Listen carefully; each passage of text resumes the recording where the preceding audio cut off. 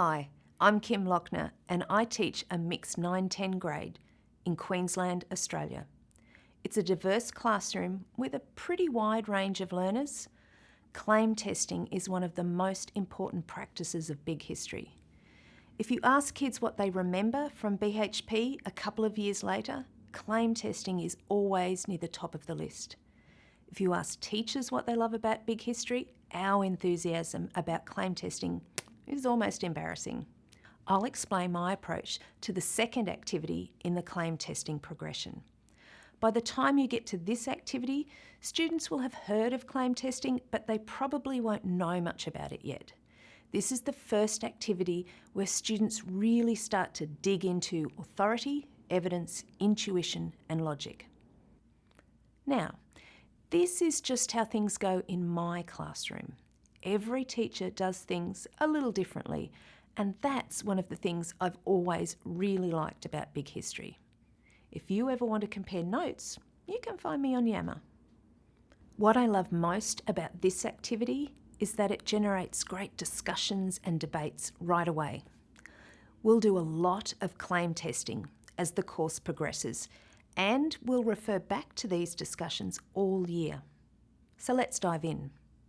The activity I want to talk to you about is called What Are the Claim Testers?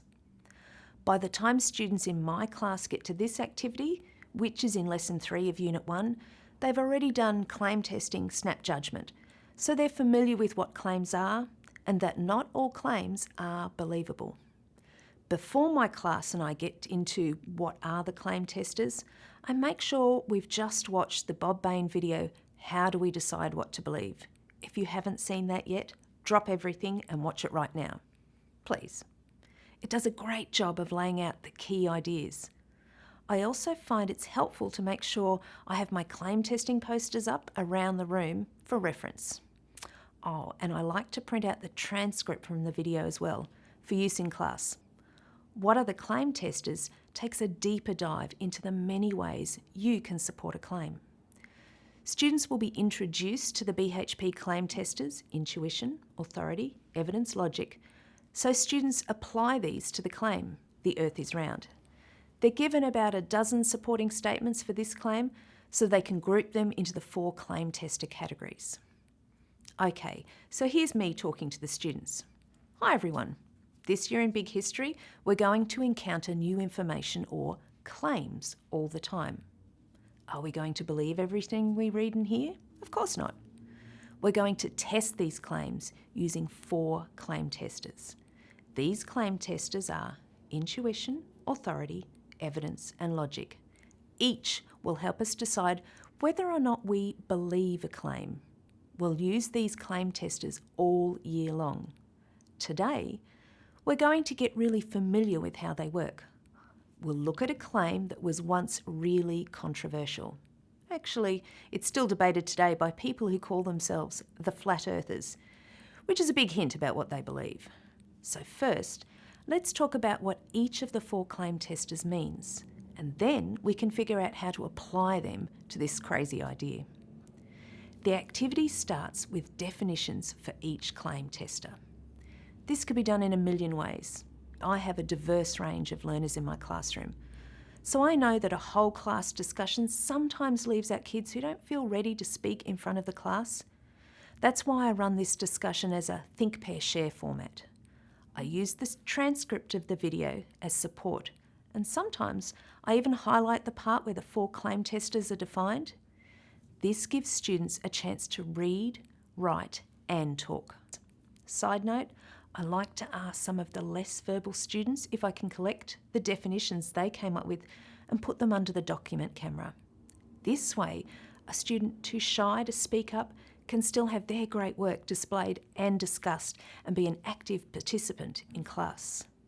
So, now I say to the students, okay, time to apply our claim testers to a claim. Like I said before, this claim was once controversial and still is today with a group of people called the Flat Earthers. Can anyone guess what the claim is? Yep, the earth is round. At this point, I organise my class into small groups. Each group will need a set of 12 cards. Once everyone is settled in, I'll say, You'll see in the middle of your tables a set of 12 cards with a variety of statements supporting the claim that the Earth is round. Your job will be to sort these 12 statements into the 4 claim tester categories. I'll tell my students we're going to categorise one piece of supporting evidence together. I'll read from the board. When looking at pictures that astronauts have taken of the Earth landing on the Moon, the Earth appears round. Here, I ask the students to discuss with their group whether this is an example of intuition, authority, evidence or logic. I have the kids do this at their tables and give them a sentence starter to build on. There's no shame in starting with some training wheels. Some students figure this one out quickly, pointing out that if they can see something, it relates to evidence. Others might get a little more sophisticated and note that since we didn't take the photos ourselves, we are trusting the authority of the astronauts and whoever provided the photos, that these photos are real. Sometimes a statement will fall into more than one category. Totally okay.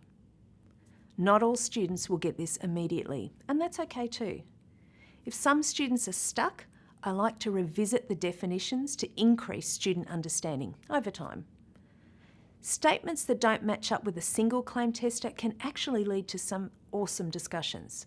As I circulate the room, I keep an ear out for what students debating, whether a particular statement should go in one category or another. Sometimes I'll ask if they're okay sharing their debate with the class. We'll listen in, and often it turns into a whole class debate. The important thing is that students are getting more familiar with what the claim testers are, and they're justifying their thinking. I'd rather they work it out for themselves, but I'll step in and offer guidance if they seem off track.